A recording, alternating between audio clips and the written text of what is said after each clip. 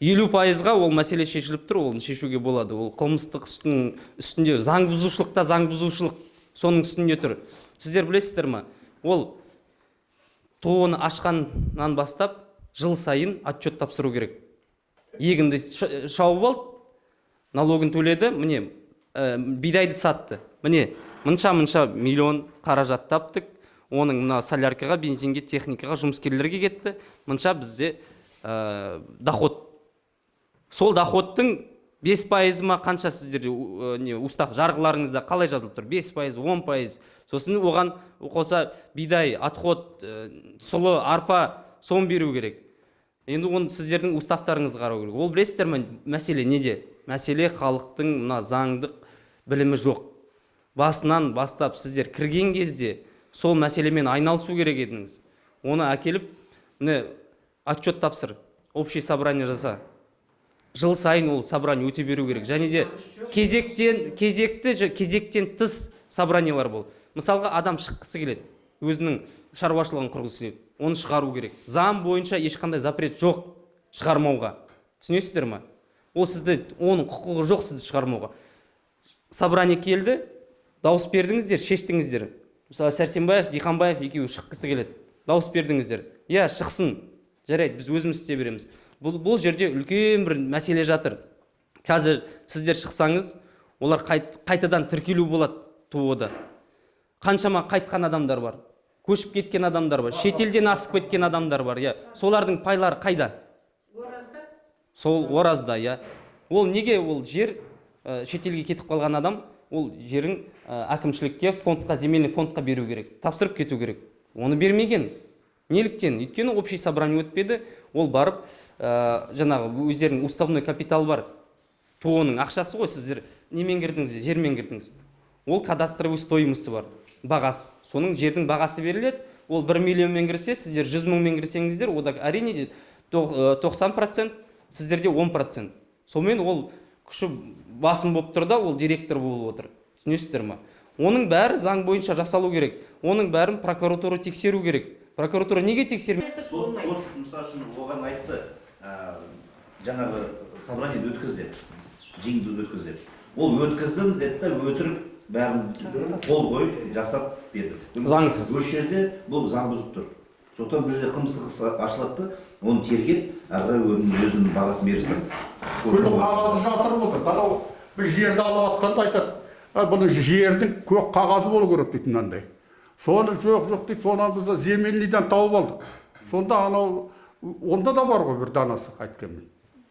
Соны бәрін жасырып бермеді. Көк қағаз деген ол бұрын болды. 2000, қараңыздар, 2004 жылы жер кодексына өзгеріс енгізеді. Оны өзгеріс енгізген парламент, депутаттар.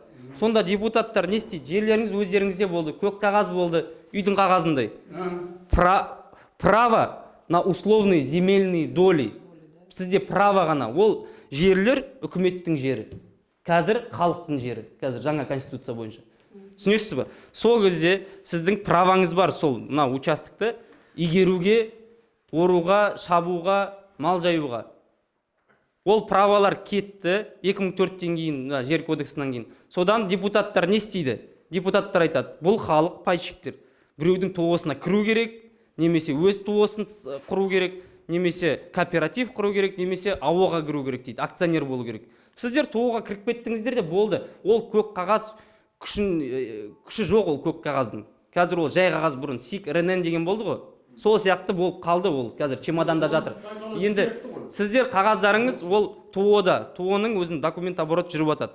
ТО-ның спискі бар. Список участников ТО СХП Ақжол. Сол список сіздің правоустанавливающий документ. Ертең біреу қайтқанда, оның баласына кету үшін сол спискті нотариусқа алдыртады. Соның бір копия заверено деп, сол сіздің документтеріңіз. Көк қағаз, ол білмеймін, совет үкіметінде қалып қойған кісі шығар. ТО-дан бізді шығарса, ол ТО-дан айырылып қалам деп жылайды. Өзі айтады. Әрине айырылып қалады. Өйткені оған тіркеуге бермейді ол ТО-ны. Сол үшін бір адамның зардабы, бір құмалақ, бір қарын майды шіртіп отыр. Кешіріңіз, как он собрание? Вы говорите, собрание проводил. Он собирает собрание, проводит как? Людей не слушает, так там решается только выгодный ему вопрос. Какой он хотел вопрос там поднять, людей собрал. Он сказал, что проведет собрание и включит вопрос по выходу из состава. Но он туда включил только на повестку 2 вопроса. Первое, я поменяю устав. Второе, я возьму кредит. Что вы говорите, меня не волнует, у меня 86%. Он хочет устав поменять, вот я же сказала, все мои долги за вот эти лет, но эти люди ничего не получали. Изменения. При выходе из состава ТО вы будете обязаны столько-то такую-то сумму огромнейшую выплатить, только тогда, пожалуйста, выходите. Естественно, человек такую сумму там не найдет и никогда не сможет выплатить. Вот какой вопрос он поднял на этом собрании. И то люди сказали, он сказал, вас это 10 человек, из 18 человек 10 человек хотят выйти. 8 человек это все его братья, сваты, вот. У него 86. Он поднимает только свой вопрос. С Нуратана был человек, он же видел, что там происходит. Там беспредел происходит. Люди хотят сказать, вот они именно вот этого адвоката своего привели. Правильно, у людей нанять такого адвоката нету денег. Они минимального адвоката наняли, хотели, потому что они не знают, как документ подавать свой. Не знают же люди. Кому подать? Кому подать? Как? Они наняли на ту сумму, на которую они смогли накопить. А он нанял, потому что денежный человек. Он сам говорит, я 4 миллиона заплатил адвокату. Так у него есть возможность. Зачем? Лучше отдал бы людям, пенсионерам эти 4 миллиона, они бы хоть как-то прожили бы. Вот как проводится собрание. Он отчитывается перед вами, я провел собрание. Он не проводил, это было, и то людям пришлось обратиться в суд. В течение 18 лет единственное собрание. И то я же говорю, протокола почему нету? Люди не видели этого протокола. Он подделал протокол и сдал судоисполнительную. Дело наше закрыли. Опять нанимать адвоката, опять собирать деньги. Вот это происходит у нас. Ну, там, вот видите, это чистая правда. Проще простого. Судоисполнитель, да? Вот он принял протокол, да, он должен смотреть, что должно быть в протоколе вопрос. Ну. Выход из состава Да, ТО. повестки дня Там должен. в повестке дня этого нету. Как он может вообще остановить это дело? Вы знаете, вот мне жена Накслерайтватова, это судебные дела. Тут нужно проводить аудит. Пусть за все эти года, в каком году, в 5-м зашли участниками ТО, или даже может раньше, там тоже было право такого участникам ТО, провести аудит. Сколько он взял кредита, сколько купил квартиры, сколько машин купил, например, да, на ТО, деньгами ТО, ну, потом переоформил на себя.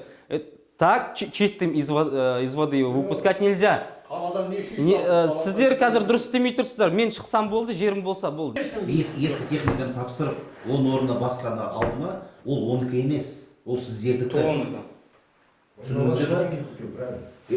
На ваши деньги. Поэтому это имущество самого ТО. Вы никогда не думайте, что это его деньги.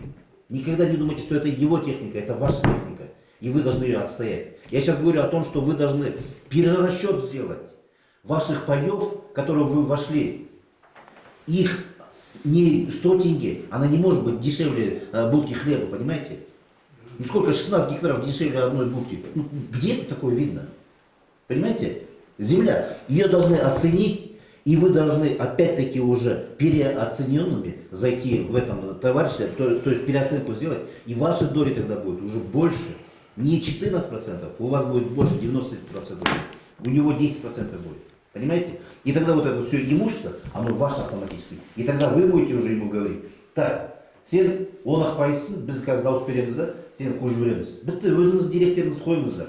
Сосын бүкіл қаншама зардап шекті, сол ТО, сол совхоз, соның зардабын бәрін анаған іле бересіздер. Бітті. Сот арқылы соның мойнына іле бересіздер. Вы видите, вот Оңдай оның барлығы. да, сол сізді шақырып отыр. Потому что у них уже опыт с адвокатом был. Сіздердің райондарыңыздың прокуратурасы, егер де қазір ол мәселені қабылдамаса, біз тікелей хабарластық, районның прокуроры қазір отпускта демалып жатыр.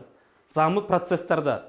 Егер де қазір районның прокуроры қарастырамын, иә осы істі мен аламын демесе, біз біз генеральный прокуратураға жазамыз. Қазір біз осы район тарапынан шешіп көрейік осы мәселені. Өйткені біз бұл жерде нарушение.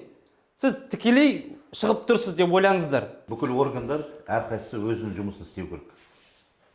Әрқайсысы өзінің жұмысын істесе, біз көркейіп жақсы ел боламыз. Біз өз жұмысымызды істемейміз, бір-бірлерімізді сілтейміз, сонымен жүрген халық болып, бір ез болып жүрміз. Ондайдан шығуымыз керек. Біздің потенциалымыз Қазақстан өте жоғары. Оның мамандар санап берген ғой, 1 миллиард адамды дүние жүзінде біз тамақтандыра аламыз деп. 1 миллиард деп айтпай қойық, соның 90%-ын алып сияқты 100 миллионды тамақтандырып алайық. 100 миллион тұрмақ, біз өзіміздің 19 миллионды тамақтандыра алмай отырмыз. Неге? Өйткені сіздер сияқты мал асырап отқан адамдарға шөп бермейді. Сіздерді ауылдан қуу деген сөз бұл. Сіздерді бұл жақта тұрғызбау деген сөз. Ол мемлекеттің саясаты ма әлде жоқ па? Осыған мемлекет органдар жауап берсін.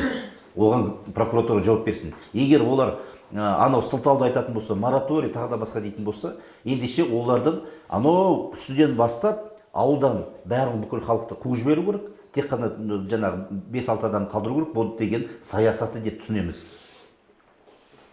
Көріңіздер ме, сіздерді пенсияларыңызды тартып алып, бәрін шөпке жіберетін болсаңыздар, сол мал өлмесін, соның сүтін ішейікші, соның сүтін сатып, әйтеуір бір жамауымыз жабайықшы деп отырған кезде, сіздерді сөйтіп қуатын болса, онда биліктің не керегі бар бізге? Көріңіздер ме? Кеше референдумда неге біз дауыс бердік? Не нәрсеге дауыс бердік? Біз осы жерге ие боламыз деп дауыс бердік.